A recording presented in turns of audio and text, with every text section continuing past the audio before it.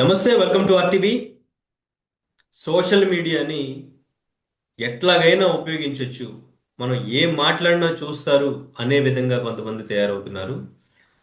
ఈ కోణంలోకి వస్తారు అన్వేష్.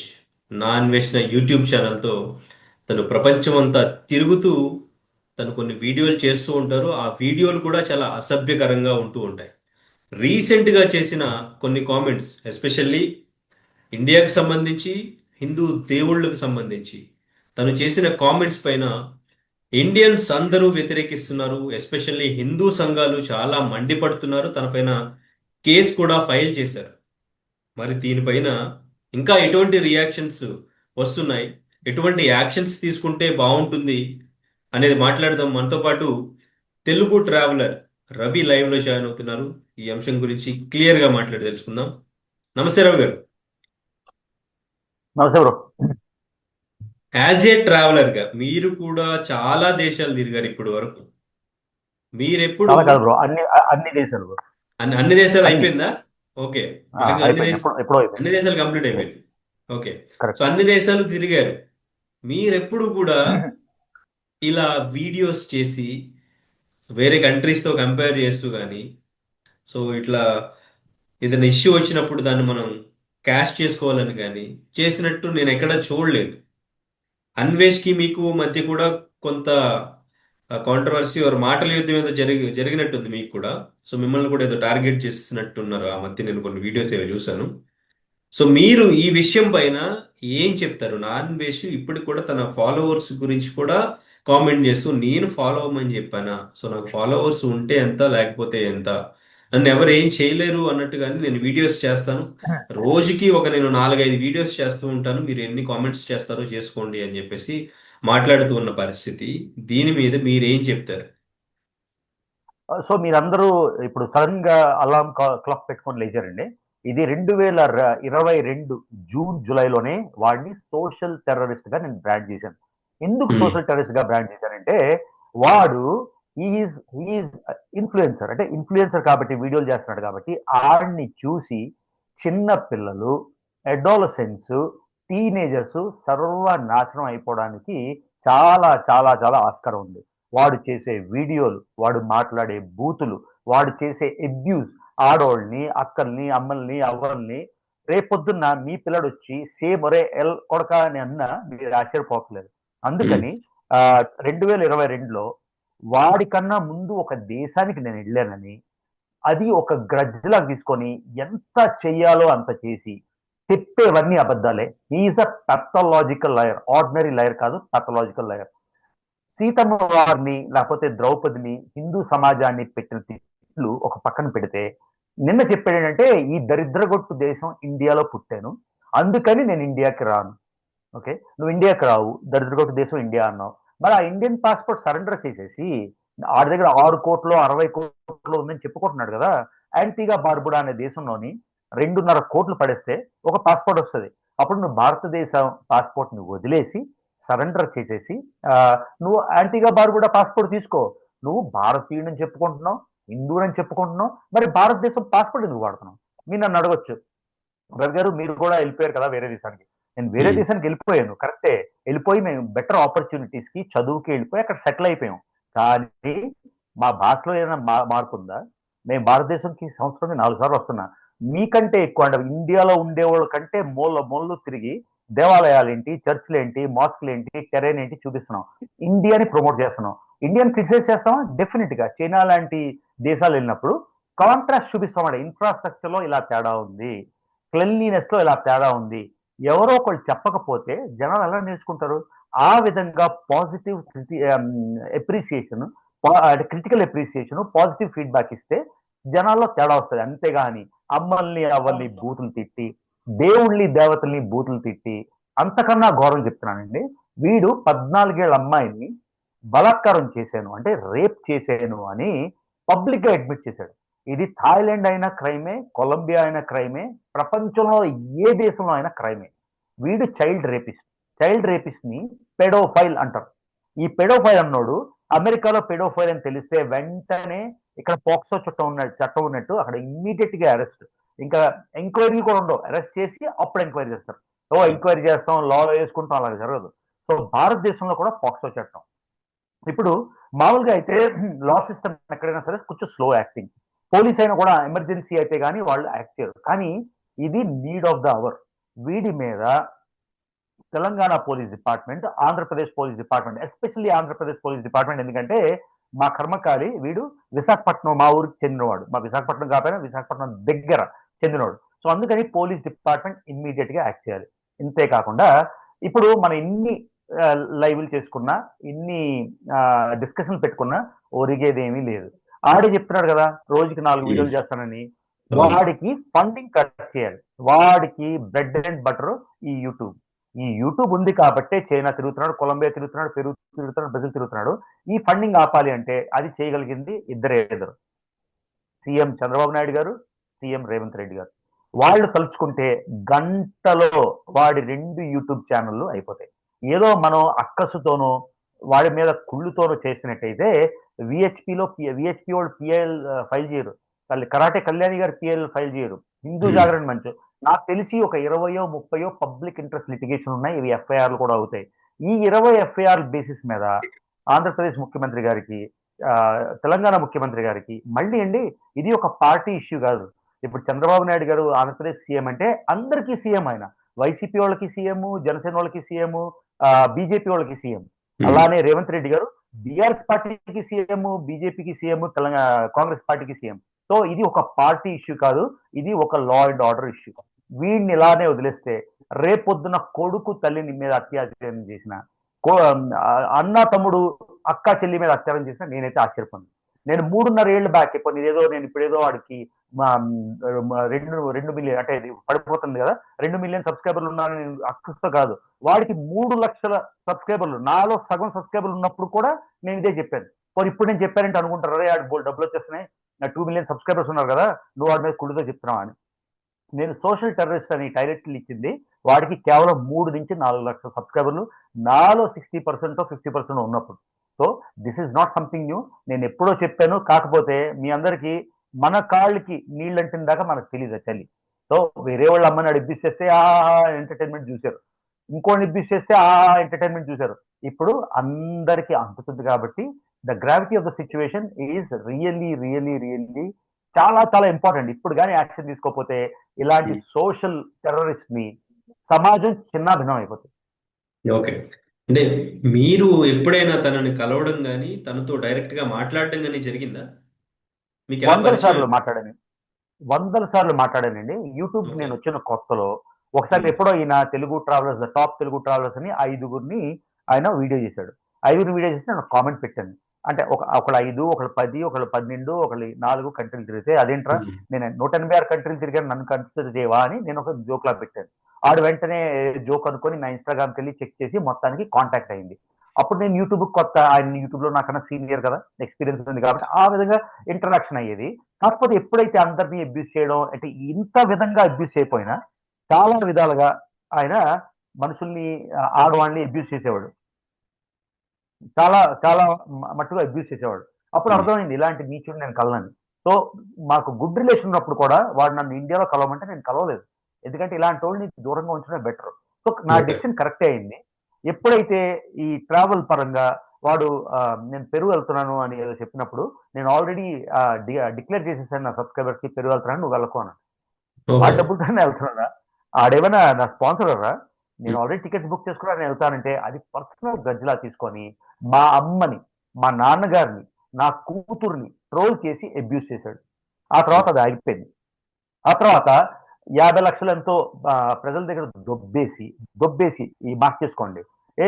ట్రావెల్ ఇప్పుడు మీరు ట్రిప్ వెళ్తే మేము డబ్బులు ఇవ్వాలా, మీరు వెకేషన్కి వెళ్తే మేము డబ్బులు ఇవ్వాలా?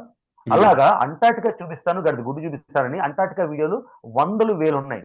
50 లక్షల నుంచి ₹1,00,00,000 దుబ్బేసి సమాజం దగ్గర తిరిగి వెళ్ళి మళ్ళీ తర్వాత హిమాలయాస్ ఎక్కుతాను, మౌంట్ ఎవరెస్ట్ ఎక్కుతానని ₹2,00,00,000 దుబ్బేయడానికి ప్లాన్ వేస్తే నేను అడ్డు కట్టేసి నేపాల్కి వెళ్ళి మొత్తం ఫ్లైట్ డీటెయిల్స్ అవి చెప్పి అది చేయకుండా చేసినందుకు అక్కస్తోని నా భార్యని ఒక ప్రాస్టిట్యూట్ అని అమెరికాలో ప్రాస్టిట్యూషన్ చేస్తుంది. అంటే ఎంత ఏ మాటకు వస్తే ఆ మాట అనే దౌర్భాగ్యుడు అని 2022 జూలై నుంచి నేను చెప్తున్నా. జనాలకు అర్థం కాలేదు. జనాలకి ఎలా అంటే సోషల్ మీడియాలోని మనకొచ్చిన రీల్, మనకొచ్చిన ఇన్ఫర్మేషన్ మన ఇన్ఫర్మేషన్. ఇప్పుడు నాకు కూడా ఎందుకురా నీ కాడ మీద అంత ఏడుపు అని అడుగుతున్నారు కానీ ఆడు నా మీద ఏమేం చేశాడో ఎవరికి తెలియదు. సో హిస్టారికల్ గా చూస్తే he is a repeat offender, is a paedophile, is a female abuser, is a misogynist అంటారు. అంటే చిన్నప్పుడు పెరిగినప్పుడు మరి వాడి ఇంట్లో ఏం సంఘటన జరిగిందో ఆడవాళ్ళంటే విసరల్ హేట్రెడ్. అందుకే వాళ్ళని డేటింగ్ యాప్లలో వాళ్ళని తీసుకెళ్ళి యూస్ చేసుకొని వదిలేస్తుంటాడు. ఇప్పటిదాకా పెళ్ళి అవ్వలేదు. పెళ్ళి అవ్వడం సమస్య అంటే చాలా పెద్దోళ్ళు కూడా పెళ్ళి అవ్వలేదు, అది ఇష్యూ కాదు. కానీ వీడి దగ్గర ఎవ్రీ ఆస్పెక్ట్ ఆఫ్ మిసాజినీ ఉంది. మళ్ళీ మనం చెప్తున్నాడు శివాజీ గారి కాంట్రవర్సీలో. ఇప్పుడు మా అమ్మాయి ఉంది, అమెరికాలో పుట్టి పెరిగింది. పొట్టిబట్టలు వేసుకుంటే as a father, as a responsible brother or somebody నేనేం చెప్తాను, అమ్మ కొంచెం మోడెస్ట్ గా బట్టలు వేసుకోండి, అంతేగాని తన రైట్ ని హరించడం కాదు అది. అది లేదు నాన్న నేను ఇదే వేసుకుంటానంటే వేసుకొని ఇస్తాం, వద్దని చెప్పం కదా. కానీ ఒక సోషల్ గా శివాజీ గారు లాంటి వాళ్ళకి లేకపోతే మాలాంటి ఇన్ఫ్లుయెన్సర్కి ఒక రెస్పాన్సిబిలిటీ ఉంది, మోడెస్ట్ గా డ్రెస్ చేసుకోండి అని. That's not violating a women's right. అంతే కదా. ఇప్పుడు మా ఆవిడ చెప్తాను, ఇక్కడ గుడికి వెళ్తున్నావు నువ్వు స్లీవ్లెస్ వేసుకోకు అని. లేదు నేను స్లీవ్లెస్ వేసుకుంటాను ఆవిడంటే షీజ్ అ ఫ్రీ ఉమెన్, వేసుకోవచ్చు. కానీ శివాజీ గారు చెప్పిన దానిలో ఎటువంటి తప్పు లేదు. అలానే వీడు చెప్తున్నాడు గుడ్డలు ఎత్తుకొని తిరగమని. ఆడేమంటున్నా అంటే శివాజీ గారు మీకు ఆ రైట్ లేదు, విమెన్ ఎలాగైనా డ్రెస్ చేసుకోవచ్చు అంటే అర్థం ఉంది. గుడ్డలు ఇప్పుకొని ఆవులందరూ తిరుగు అంటున్నాడు. వీళ్ళమ్మ ఇలాగే తిరుగుతుందా ఆడింట్లో? అంటే వీడికి ఒక న్యాయం, వేరే వాళ్ళకి ఒక న్యాయమా? అప్పుడు లైవ్ లోని మా అమ్మని అందరూ అబ్యూస్ చేస్తుంటే ఇది ఎక్కడో లైవ్ లో ఇలా ఫ్రెండ్స్ చెప్తాడు, మా అమ్మని అబ్యూస్ చేయలేదు కదా, నాకెందుకు ప్రాబ్లం? సో ఇది. So okay. First of all మనం ఎన్ని డిస్కషన్ పెట్టుకున్నా, ఎన్ని వీడియోలు చేసినా, ఎన్ని రీల్స్ చేసినా ఇట్స్ వేస్ట్ ఆఫ్ టైం అండి. లా అండ్ ఆర్డర్ రెండు డీజీపీలు, director general of police of Telangana, director general of police of Andhra Pradesh, తర్వాత ముఖ్యమంత్రి గారు, తర్వాత రేవంత్ అంటే తెలంగాణ ముఖ్యమంత్రి గారు ఇద్దరు, వీళ్ళ చేతిలోనే ఉంది. ఆ ఛానల్ ఇమ్మీడియట్ గా మూయించాలి. లేకపోతే వాళ్ళకి ఎవరైనా సరే స్నిప్పెట్స్ పంపించండి.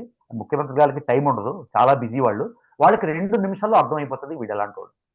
సో తెలంగాణ సమాజం నాశనం అవ్వాలంటే, ఆంధ్రప్రదేశ్ సమాజం నాశనం అవ్వాలంటే, తెలుగు సమాజం ఇంటాక్ట్ గా ఉండి మన కల్చర్ అన్ని ఇంటాక్ట్ గా ఉండాలంటే 30 ఏళ్ళు వెనక్కి మేము అమెరికా వెళ్ళిపోయి మేము తెలుగు భావజాలం తెలుగు ఇలా ఉంది. హర్ష హర్ష హర్ష అని మాట్లాడలే కదా, స్పష్టంగా తెలుగు మాట్లాడుతున్నాం. సనాతన ధర్మాన్ని అక్కడ పెంపొందిస్తున్నాం. అమెరికాలో ఉండి కూడా పిల్లలందరూ భరతనాట్యం నేర్చుకుంటారు, కూచిపూడి నేర్చుకుంటారు, అరంగిట్రాలు చేస్తారు. మేము వెళ్ళిపోయాం కదా అని ఇష్టం వచ్చినట్టు బిహేవ్ చేయరు. సో అది పేరెంట్స్ లో ఉంది. ఆడి పేరెంట్స్ ఆడికి చూపించలేదు, అందుకని ఆడి పేరెంట్స్ చేసిన మిస్టేక్ సమాజం మొత్తం ఇవాళ అనుభవిస్తుంది. So need of the hour is getting is YouTube channels ban which can be done with in 1 day. సీఎంలు, పోలీస్ డిపార్ట్మెంట్ అనుకుంటాయి. అంటే ఇప్పుడు ఫాలోవర్స్ పోయినా నన్ను బ్యాన్ చేసినా ఏం చేసినా నా అకౌంట్లో 8 కోట్లు ఉంది, నేను ఇంకా చేయాల్సింది చేస్తాను, 2026 మొత్తం కూడా నేను దేశాన్ని ఉద్ధరించడానికే పోరాడతాను, ఇటువంటి వీడియోలు చేస్తూనే ఉంటాను అని తను చెప్తున్నారు. అండ్ ఇంకా ఆడవాళ్ళ స్వేచ్ఛ కోసం నేను పోరాడుతున్నాను అని చెప్పేసి తను ఒక మోటో తీసుకున్నట్టుగా మాట్లాడుతున్నాడు కదా. అవునండి. ఏ క్రిమినల్ నేను వెళ్ళి నువ్వు క్రిమినల్ అంటే క్రిమినల్ ఒప్పుకోడు కదా. ఒక్కసారి వాడి వీడియోలు చూసి ఆడవాళ్ళని ఎలా ఆట వస్తువుల్లో చూపిస్తున్నాడో చూపించి మీరు అడగండి. ఏ ఆడదాయి లేకపోతే ఏ ఇది అయ్యాక ఏ ఇంటికి ఆడ రాణిస్తారో? చిన్నపిల్ల 14 ఏళ్ల పిల్లని రేప్ చేశాడని చెప్పాక మీకు 14 ఏళ్ల పిల్లలు, 10 ఏళ్ల పిల్లలు, ఆడపిల్లలు ఉంటే మీరు ఇంటికి రాణిస్తారా? ఎవడి సక్రమం చూస్తున్నాడు? ఓకే, ఆడికి తల్లి, చెల్లి, అక్క, భార్య ఇందులోని తేడా లేదు. ఆడికి ఆడదా అంటే ఆట వస్తువు. ఇలాంటి క్రిమినల్, అదే చెప్తున్నాను, వీడియోలు చేస్తామంటున్నాడు కరెక్టే. అందుకే YouTube channel cut the funding. ఎక్కడ యూట్యూబ్ ఛానల్ ఇండియాలో బ్యాన్ చేస్తే వాడి వాడి ఇప్పుడు మొన్న పాకిస్తాన్ ఛానల్స్ ని చాలా మందిని ఇండియన్ గవర్నమెంట్ బ్యాన్ చేసింది. అంటే పాకిస్తాన్ ఏమైనా పేలుకోవచ్చు, ఉరుకోవచ్చు, ఇండియాలో రావు. సో వీడికి 80% ప్లస్ ఆడియన్స్ ఉన్నది ఇండియాలో. అది చేయండి, ఎందుకు కుక్కలాగా రాడు? తర్వాత ఇంకో విషయం చెప్తున్నాను, నువ్వు దేశోద్ధారకుడు కదా, నువ్వు సమాజధారకుడు కదా, మరి భారతదేశం 3.5 ఏళ్ళ నుంచి ఎందుకు రావట్లేదు? ఎందుకు పరారీలో ఉన్నావు? నువ్వు చెప్తున్నావు నేను భారతీయుడిగానే తిరుగుతాను అంటున్నావు, very nice, you're proud that your Indian, you're proud of your Indian heritage. మరి నీ భారతదేశంలోకి ఎందుకు రావు? నిన్న నువ్వు అన్నావు దరిద్రగొట్టు ఇండియాలో పుట్టాను, ఈ దరిద్రగొట్టు ఇండియాకి నేను రాను, నేను స్టెప్పింగ్ చేయను, వస్తే ఇండియన్స్ రేప్ చేసేస్తారు. అంటే ఇండియాలో ఉండే 140 కోట్లు హిందువులు, ముస్లింలు, సిక్కులు, జైన్లు, బుద్ధిస్టులు, హిందువులు అందరూ రేపిస్లా? ఈ స్టేట్మెంట్ చేశాక why is he not a threat to especially హిందువులే రేపులు చేస్తున్నారు, ఈవెన్ జంతువుల మీద కూడా రేపులు చేస్తున్నారు అంటూ మాట్లాడుతున్నాడు కదా. కరెక్ట్. అంటే సార్, అబ్నార్మాలిటీస్ ప్రతి దగ్గరలో ఉంటాయి. ముస్లింలోని దౌర్భాగ్యులు ఉంటారు, క్రిస్టియన్స్ లో దౌర్భాగ్యులు ఉంటారు, హిందువుల్లో కూడా దౌర్భాగ్యులు ఉంటారు. అంటే ఒక పర్సన్ క్రైమ్ చేశాడని 120 మంది మనుషులకి అది ఆపాదిస్తారా? ఇప్పుడు ఎంతో మంది జైల్లో మగ్గుతున్నారు. చర్లపల్లి జైల్లో ఎంతో మంది ఉన్నారు. చర్లపల్లి జైల్లో ఎవడో క్రైమ్ చేశాడు కాబట్టి తెలుగు జాతి అంతా మర్డర్లు చేసేస్తారా? ఇంత సెన్స్లెస్ ఒక ఇన్ఫ్లుయెన్సర్ ప్రతిరోజు 1,00,000 నుంచి 2,00,000 మంది చూసే ఇలాంటి దౌర్భాగ్యుడిని మళ్ళీ మళ్ళీ ఇది 5వ సారి చెప్తున్నా, it is high time.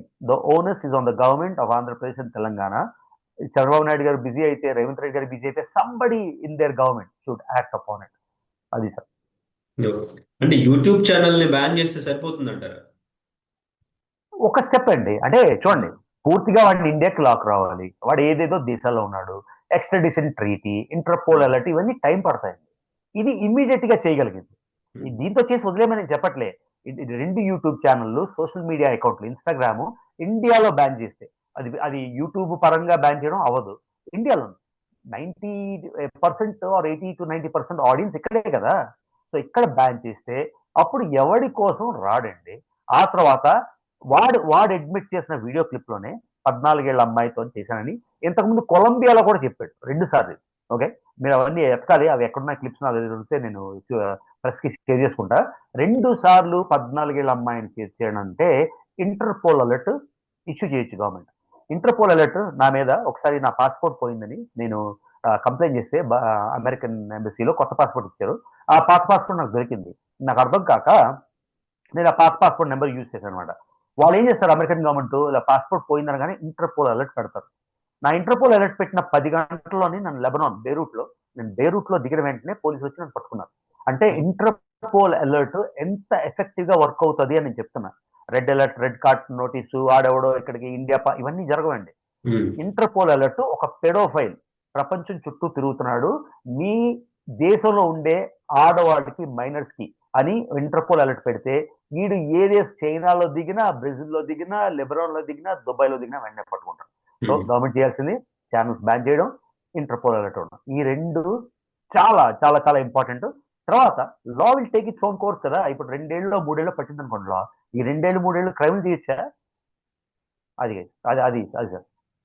Okay, కానీ అండి ఏంటంటారు ఇంత ధైర్యం? ఇప్పుడు అటు గరికపాటి నరసింహారావు గారిని, ఇటు శివాజీ గారిని అందరినీ తిడుతూ, వాడికి తనకి నచ్చినట్టు వాడికి ఏదో మాట్లాడాలనిపిస్తే అది మాట్లాడుతూ వీడియోలు పెట్టడానికి ఏంటి అంత ధైర్యం ఏంటంటారు? అంటే ఇప్పుడు ఎంత అంటే యాత్రికుడు, ఒకటి ప్రపంచ యాత్రికుడు అని దేశాలన్నీ తిరగడం వల్ల అంటే మొత్తం నాకే తెలిసిపోయింది అనుకుంటున్నారా? లేదు అంటే ఎవరైనా ఫండింగ్ చేసి ఇట్లా మాట్లాడిస్తున్నారా అనే డౌట్స్ కూడా వస్తుంది. అది నాకు కూడా అదే డౌట్ అండి. ఇవాళ నేను వీడియో పెట్టింది కూడా ఏంటంటే, వీడు ఎఫెక్టివ్ గా భారతదేశంలో చిచ్చులు పడ్డానికి ట్రై చేస్తున్నాడు. బెట్టింగ్ యాప్స్ అప్పుడు ఏదో గొప్ప చేశాను అనుకుంటూ ఆ సౌండ్ యూజ్ చేసుకొని తెలంగాణలో హిందూ యువతుల్ని, ముస్లిం యువతుల్ని, క్రిస్టియన్ యువతుల్ని చాలా ఘోరాతి ఘోరంగా తోలనాడు, అబ్యూస్ చేశాడు. అంటే సమాజంలోని గొడవలు పెట్టడానికి.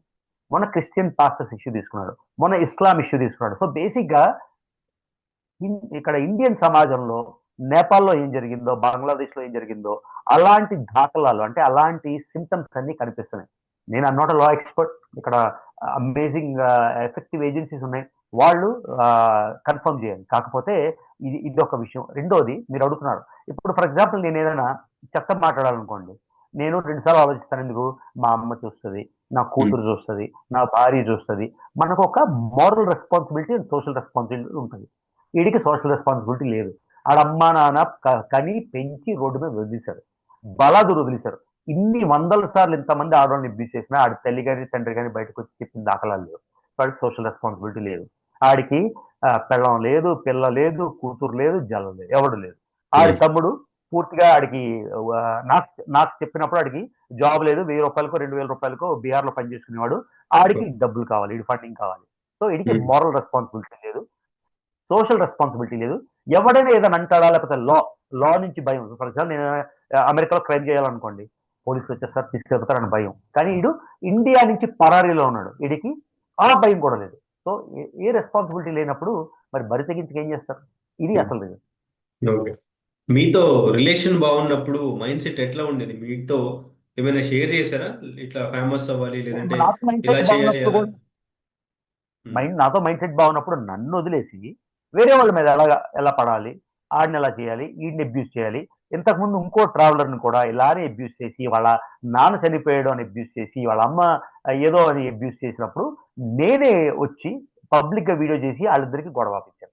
ఓకే, నాకు ఆడితో సఖ్యత ఉంది కాబట్టి. కానీ వీడు ఇలాగ నన్నే తిడతాడని నాకు కొంచెం మనకి రియలైజేషన్ రాదు కదా. 10 మందిని తిట్టినోడు మన ఎలా వదిలేస్తాడు మనం అనుకుంటాం. నేను చేసిన తప్పది. ఆ తర్వాత ఉమ్. తెలిసింది. అప్పటి నుంచే 2022 జూలై వీడియోలో నాకు చూస్తే సోషల్ టెర్రరిస్ట్ గా నేను బ్రాండిష్ చేశాను. జనాలకి ఇప్పుడు అర్థం అవుతుంది. నేను చెప్తే నేనేదో టైం పాస్ చేశాను అనుకున్నారు. జనాలకి ఇప్పుడు తగులుతుంది కదా వేడి, రియలైజ్ అయ్యారు అన్నమాట. అది. ఈ మధ్య కాలంలో మీతో మళ్ళీ ఏమైనా కాంటాక్ట్ అవ్వడానికి ఏమైనా ట్రై చేశారా? లేదు అంటే ఆ, బాగా గొడవ అయ్యాక 1, 2 సార్లు ఉమ్, మధ్యవర్తులతో కాంటాక్ట్ పంపిస్తే, లేకపోతే మేము ఉన్న కామన్ ప్లాట్ఫామ్ లో మాట్లాడడానికి ట్రై చేస్తే నేను ఆడితో మాట్లాడని చెప్పాను. ఓకే. అంటే ఒక ఒక మనిషి ఇంత దౌర్భాగ్యుడని తెలిసాక ఆడితో మాట్లాడేది. ఉమ్, ఓకే. ప్లస్ ఆడు రిపీట్ అఫెండర్. అంటే ఎలా అంటే 2022లో నాకు 2 నెలల తర్వాత అపాలజీ చెప్పాడు. ఉమ్, మళ్ళీ 2023 జనవరిలో ఇష్యూ అయినప్పుడు మా ఆవిడ అన్నాడు. మళ్ళీ 2 నెలల తర్వాత నేను అన్నాను తప్పు అయిపోయింది. సో ఇంకెవరో క్రిస్టియన్ కి ఇలానే అపాలజీ చెప్పాడు, ముస్లిం కి అపాలజీ చెప్పాడు. ఉమ్. ఒక్కసారి అంటే అపాలజీ, 20 సార్లు 30 సార్లు అపాలజీ చెప్పి ఇప్పుడు మళ్ళీ సీతామాతని ఏదో వర్డ్ అన్నాడు. అక్కడ విజువల్ చూసారా? పుచ్చకాయకి కన్నం పెట్టి అవును. దానిలో దోసకాయ దూర్చి, ఏందండి అది? ఇదేనా ఒక రెస్పాన్సిబిలిటీ ఉన్నాడు ఇలానే బిహేవ్ చేస్తాడు? ఉమ్. వీడి వల్ల యూత్ చాలా మారిపోతుంది. రేపు మీ పిల్లలే మీకు రిబెల్స్ గా తయారవకుండా ఉన్నారంటే, మళ్ళీ చెప్తున్నా ఇది 7వ సారి ఈ కాల్లో, ఆంధ్రప్రదేశ్ గవర్నమెంట్ కి, తెలంగాణ గవర్నమెంట్ కి, పోలీస్ డిపార్ట్మెంట్ కి, they have to act upon this as early as possible. Okay. Right అండి Ravi garu. Thank you okay, so much. Sir, bye.